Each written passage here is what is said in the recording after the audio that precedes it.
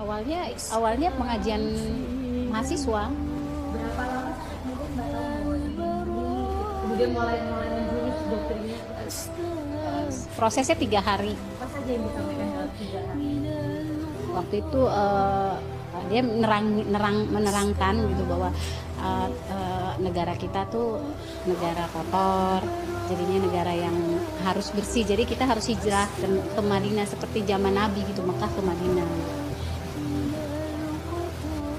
Misalnya kayak aku udah masuk terus aku keluar, nanti suatu saat ya organisasi entah negara ini berdiri, ya kita akan ada capnya. Nanti kita tuh akan seperti kalau orang Islam bilang tuh murtad ya, atau kalau bahasa mereka tuh kaslan. Nanti kita akan dihukum pancung nanti kalau sudah negaranya berdiri gitu loh. Karena mereka tuh ada cap-cap orang-orang yang sudah pernah masuk, yang belum pernah masuk.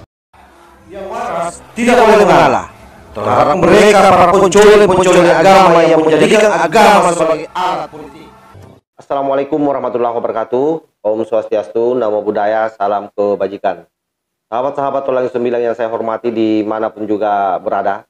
Video di awal yang saya sematkan tadi itu adalah merupakan salah satu kadrunwati yang bertobat.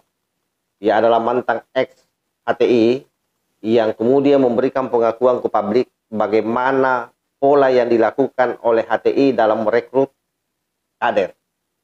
Jadi seperti yang disampaikan itu saya kira jelas bahwa awalnya hanya untuk ikut pengajian biasa, lalu kemudian di situ mereka didoktrin soal bagaimana negara ini ditegut-tegutkan, pemimpin ini dianggap sebagai pemimpin yang kafir. Kata kuncinya bahwa pada proses pertemuan 1, 2, sampai 3 kali itu adalah bagaimana dilakukan proses pencucian otak, mengosongkan pikirannya, lalu dibangun kebencian di dalam otaknya, seolah-olah bahwa negara yang ada hari ini adalah negara kafir. Pemimpin yang ada hari ini adalah pemimpin kafir.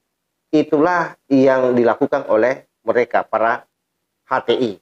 Nah, dalam konteks mahasiswa, ada namanya organisasi Gema Pembebasan. Itu adalah organisasi pentolang HTI yang bergerak di lingkungan mahasiswa. Yang saya kira penting ini di blow up untuk mengantisipasi jangan sampai adik-adik mahasiswa kemudian terjebak ikut-ikutan masuk di organisasi itu. Karena ingat, mereka punya jualan adalah agama. Dianggapnya bahwa sistem khilafah itu adalah merupakan bagian daripada syariat Islam. Padahal sesungguhnya sistem khilafah itu adalah bagian daripada strategi politik untuk memenangkan satu kekuasaan. Yang agendanya ke depan tentu adalah kudeta terhadap bangsa ini. Oleh karena itu kemudian saya memberikan kesaksian melalui video yang saya up ini.